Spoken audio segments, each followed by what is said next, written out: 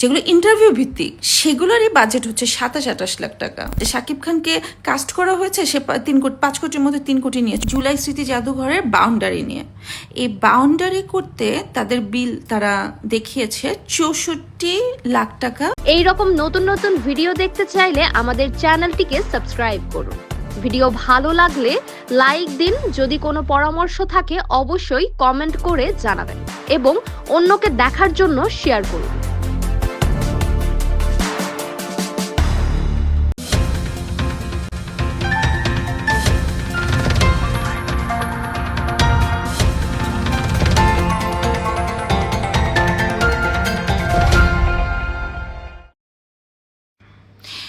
এই যে 71 টেলিভিশন আপনারা কিন্তু বেশি বেশি করে ফেলছেন, এটা কিন্তু ঠিক না।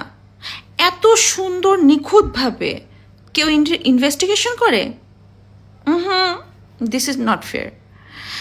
এখন ভোর 4টা বাজে, আমি ঘুমাতে যাব।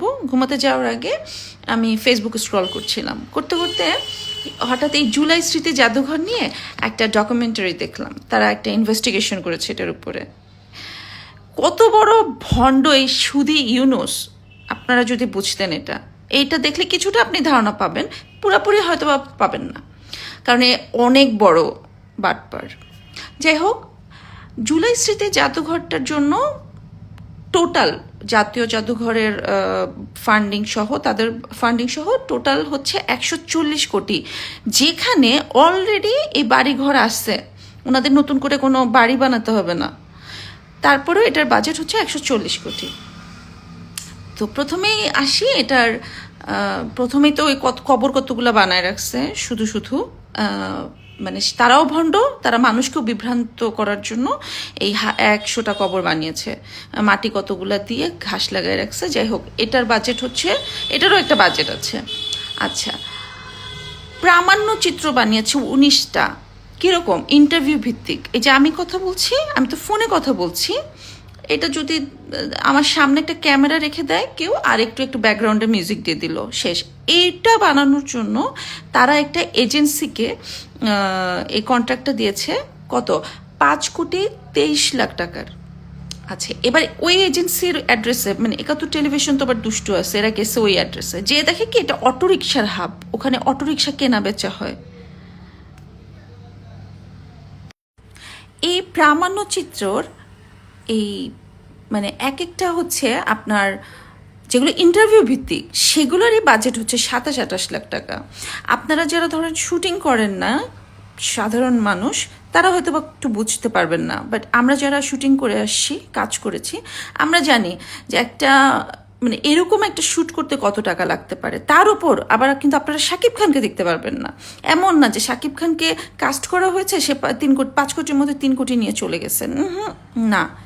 এখানে সাধারণ মানুষের ইন্টারভিউ নিয়েছে, যারা কিনা এই ইউনুসের ফাঁদে পড়ে, মেটিকুলাস ডিজাইনের ফাঁদে পড়ে নিজেদের আপনজন হারিয়েছেন বা নিজের অঙ্গহানি হয়েছে। সো এইরকম রিলেটেড ইন্টারভিউগুলোই তারা 27-28 লাখ টাকা বাজেট করেছে। ভাবেন, চিন্তা করেন খালি।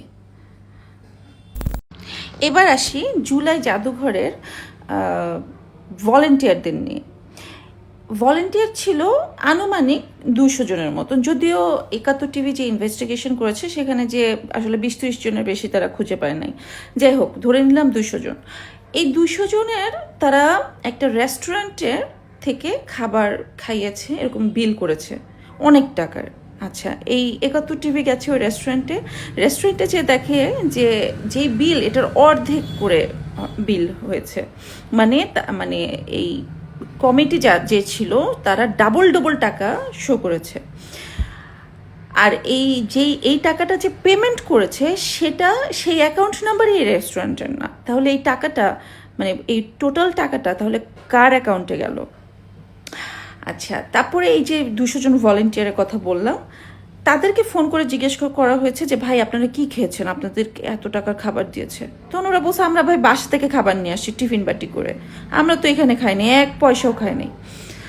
তারপর আবার এই ভলেন্টিয়ারদেরকে বিল, মানে তাদেরকে পেমেন্ট করেছে, এটা দেখিয়েছে 15 লক্ষ টাকা। আদতে এই 15 পয়সাও কোনো ভলেন্টিয়ারকে দেওয়া হয় নাই। তারপর আসি এই জুলাই স্মৃতি জাদুঘরের বাউন্ডারি নিয়ে। এই বাউন্ডারি করতে তাদের বিল তারা দেখিয়েছে 64 লাখ টাকা খরচ হয়েছে, তাদের বাজেট ছিল। আচ্ছা, পরে 71 টিভি ইনভেস্টিগেশন করে দেখলো যে এই বাউন্ডারিটা এরা বানায়ই নাই, এটা বানিয়েছে হচ্ছে গণপূর্ত। গণপূর্ত তাদের নিজস্ব অর্থায়নে এই বাউন্ডারিটা বানিয়েছে। আমার কাছে সবচেয়ে ফানি পার্ট কোনটা জানেন? এইটা 71 টিভি তারা এই সমস্ত অনিয়মের বিষয়ে জানার জন্য তারা গেছে এই জুলাই স্মৃতি জাদুঘরের মহাপরিচালকের সাথে দেখা করতে। তার কাছে তারা জিজ্ঞেস করবে যে ভাই কেন এরকম এরকম। পরে যে দেখে কি জানেন, এটা একটা ফটোগ্রাফার, যে এই মানে চেয়ারে বসতে হলে ন্যূনতম যোগ্যতার প্রয়োজন একজন যুগ্ম সচিব। ওমা, 71 টিভি যেয়ে দেখে এটা একটা ফটোগ্রাফার।